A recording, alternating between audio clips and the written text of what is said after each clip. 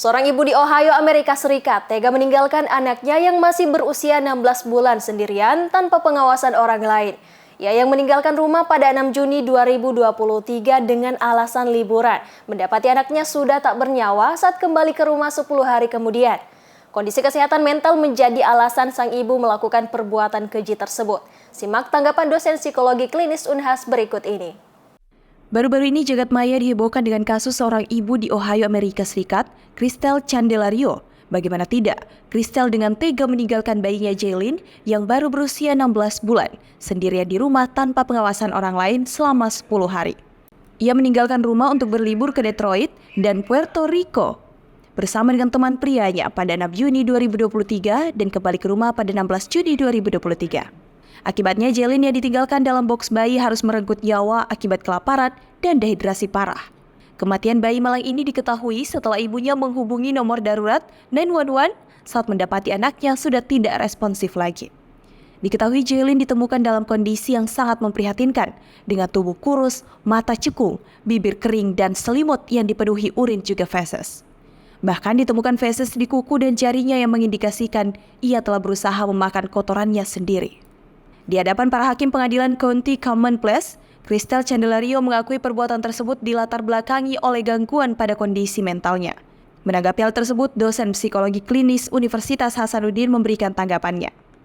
Baby blues itu sebenarnya kondisi mental yang biasanya dialami oleh ibu pasca melahirkan. Gejalanya mirip seperti depresi gitu ya. Kondisi kita merasa mudah sedih seperti itu. Kemudian sampai malah kadang ada yang menarik diri untuk melibatkan diri dengan orang lain seperti itu. Nah, tetapi sebenarnya baby blues itu hanya terjadi paling lama 3-4 pekan setelah melahirkan gitu. Jadi kalau misalnya anaknya sudah besar lalu merasa masih baby blues gitu, nah itu sebenarnya dipertanyakan karena bisa saja itu sudah bukan baby blues tapi itu sudah mengarah ke postpartum depression. Saya kira dengan tidak mengurus bayi itu juga sudah menyakiti. Iya gitu ya, karena itu kan harusnya anak itu dapat pemenuhan kebutuhannya ya dari ibunya gitu. Saya kira dengan tidak mengurus bayi itu juga sudah menyakiti. Iya gitu ya, karena itu kan harusnya anak itu dapat pemenuhan kebutuhannya ya dari ibunya gitu. Ya, karena kalau itu tidak segera ditangani, karena jangan sampai anak ini dianggap sebagai objek pelengkap penderita gitu ya. Jadi dianggap bahwa gara-gara kamu saya misalnya bentuk badannya berubah, gara-gara kamu saya menjadi gendut, gara-gara kamu. Nah, semuanya jadi gara-gara anak sehingga pandangan ibu menjadi negatif terhadap anak seperti itu. Sehingga itu memang perlu bantuan ya.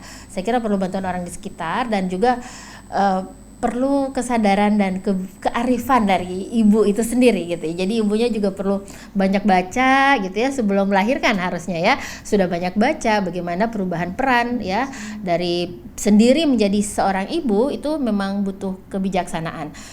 Istiana Tajudin SPSI MPSI psikolog menjelaskan bahwa tidak semua ibu mengalami baby blues.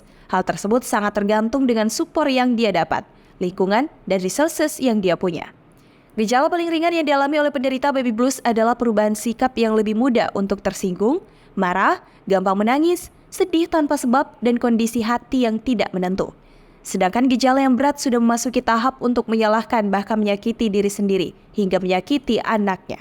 Ketika kita memutuskan punya anak, maka di saat itu pula kita siap bertanggung jawab untuk meladeni dia sebagai seorang manusia sampai akhir hayat gitu ya. Jadi sampai akhir hayat kita atau akhir hayat dia gitu. Tergantung siapa yang duluan berpulang. Jadi itu komitmen seumur hidup gitu ya. Jadi ketika menjadi orang tua, makanya perlu ketangguhan, perlu keteguhan. Ya perlu juga kalau saya secara spiritual perlu minta tolong kepada yang punya. Akibat perbuatan kejinya itu, Christelle Candelario dijatuhi hukuman penjara seumur hidup tanpa kemungkinan untuk pembebasan bersyarat. Sarah Sabita Sucek, Iva Aisyah Rahman, Unhas TV.